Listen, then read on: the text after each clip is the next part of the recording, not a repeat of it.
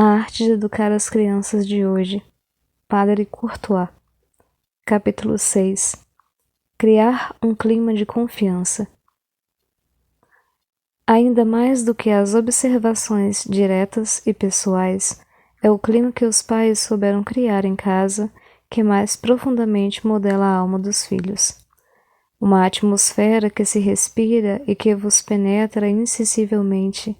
Não será sobretudo isso que oxigena o vosso comportamento? Um clima de confiança facilita o desabrochar, o progresso, o esforço. A criança se sente desde cedo moralmente obrigada a fazer o melhor que puder. A desconfiança constrange, inibe, pior ainda, suscita por vezes o desejo de agir mal.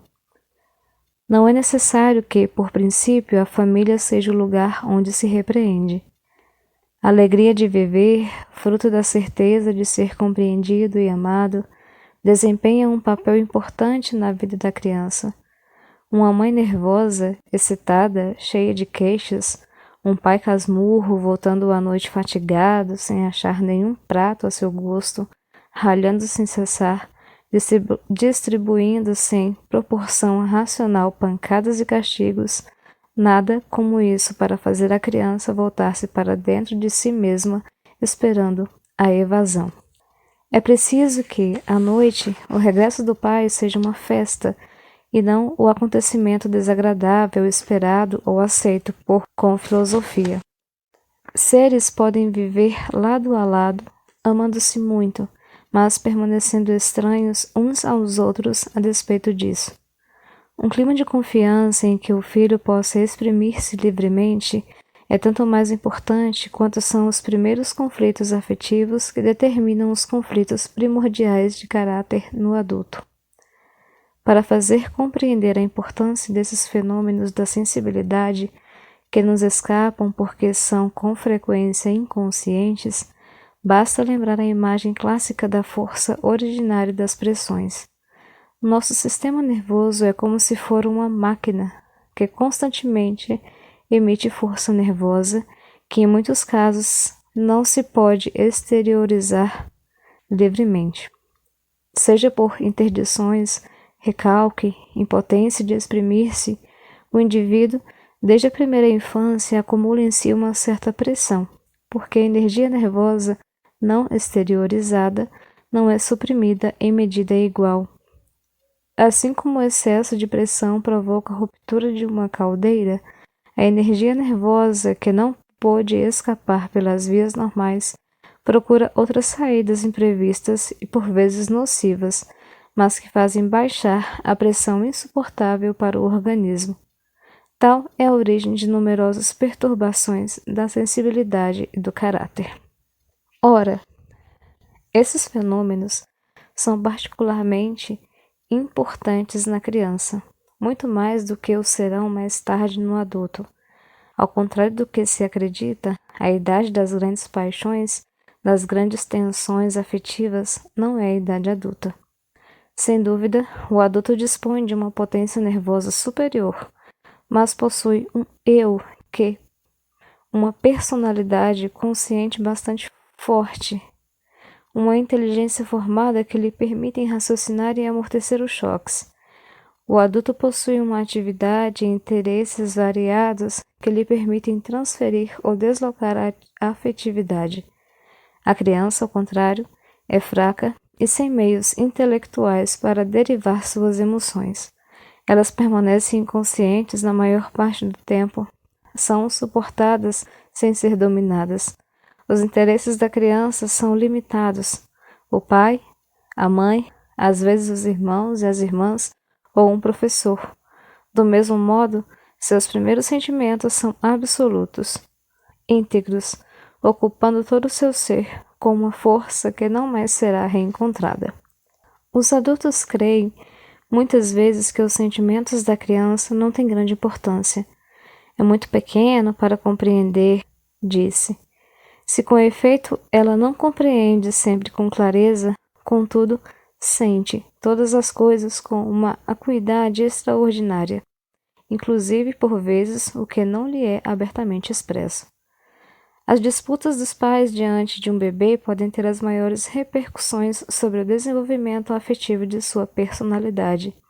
Em análises psíquicas de adultos, encontraram-se traços de cenas que tiveram lugar quando os interessados contavam apenas 18 meses, ou até menos. De tais fatos não haviam conservado qualquer lembrança consciente, tornando-se necessária a confirmação de pais ainda vivos para verificar a exatidão do que assim se registrava no cérebro da criança. É preciso que haja entre pais e filhos um contato afetivo em plena luz. Uma falta passageira de domínio é menos nefasta do que um constante recalque de afetividade natural, cujo calor é indispensável ao desenvolvimento da sensibilidade da criança. Não é mal que as cóleras sadias do pai se traduzam, por vezes, com alguma violência, quando a criança já está bastante crescida. E sem chegar à justificação do emprego de pancada, digamos que quando um homem bate no rosto de seu filho, há, pelo menos, entre ambos, um comércio vivo e apaixonado. Sob tal aspecto, esse excesso é menos constrangedor, mais vivificante do que as punições requintadas infligidas pela pseudo-doçura. A desaprovação resignada ou dolorosa de alguns pais, as sanções frias do tipo intelectual, chantagens à ternura são incomparavelmente mais nocivas do que a natural cólera paterna. O essencial é ser franco. De que valem os pequenos ardis e a lógica intelectual para as crianças? Elas são mais perspicazes do que muitos educadores. Se quereis conservar a confiança do vosso filho, guardai para vós as suas confidências e mesmo as perguntas que ele vos fizer. Se faltardes a essa lei de discrição, a criança acabará por percebê-lo mais cedo ou mais tarde. Talvez não o revele, seria muito melhor que eu fizesse, mas sentir-se-á como traída e de qualquer modo a sua confiança será abalada. É sempre preciso cumprir as promessas feitas às crianças, porque elas levam a sério tanto as vossas promessas como as vossas ameaças, e quando percebem que trata de palavras vazias de sentido, terão o sentimento de que não dais importância aos que dizeis. Sua dignidade será atingida com isso, bem como a sua confiança para convosco. As crianças nunca devem ser enganadas. A importância deste princípio merece ser acentuada, porque há mil maneiras de não ser verídico com uma criança. Dissimulamo-nos sob artifícios várias coisas desagradáveis que cumpre, no entanto, introduzir em sua vida. A visita ao dentista é anunciada como um prazer. Um remédio amargo é anunciado como doce. Tais subterfúgios têm as mais graves consequências. Em primeiro lugar, a criança não cairá na ilha duas vezes. Em que se quis foi obter a calma, tornar fácil a prova dolorosa. Ora, essa pedagogia de vistas curtas alerta a criança contra toda a intervenção posterior.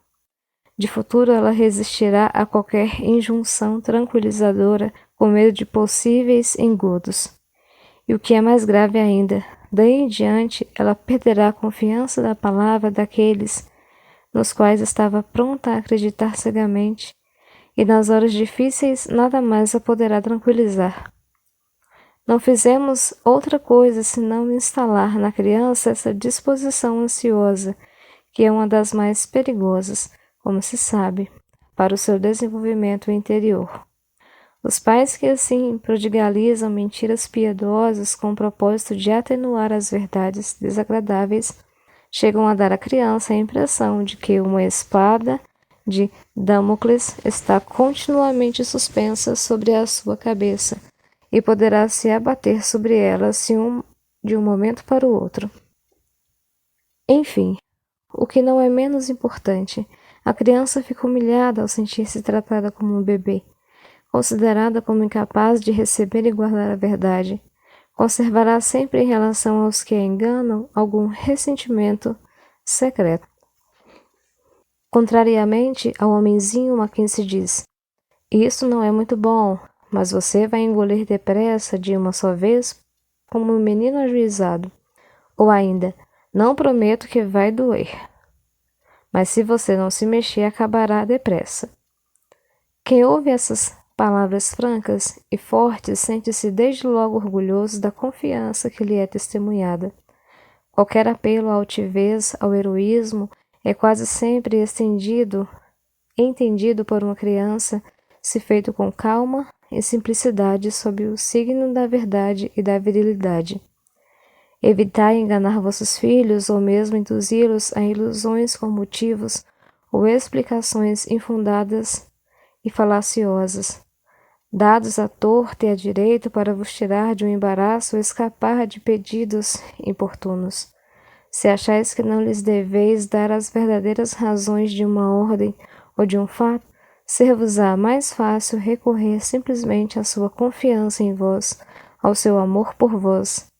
Não falsifiqueis a verdade, pelo menos nada digais.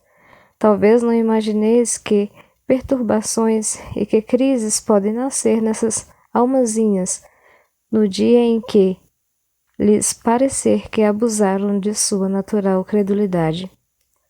Método seguro para conquistar a confiança de uma criança é levá-la sempre a sério. A criança não compreende a ironia, sente-se profundamente ferida, mesmo sem revelá-lo, pelo desprezo ou pelo desdém. A criança vê, e é normal, todas as coisas sob o seu próprio ângulo naturalmente limitado. Emite reflexões infantis, por vezes engraçadas, por vezes ridículas. Nada de extasiar com as primeiras ou de vestir-se com as segundas. Cumpre recolocar as coisas em seus lugares com simplicidade e gentileza, e, sobretudo, nunca dar a entender que estais colecionando palavras engraçadas ou erros.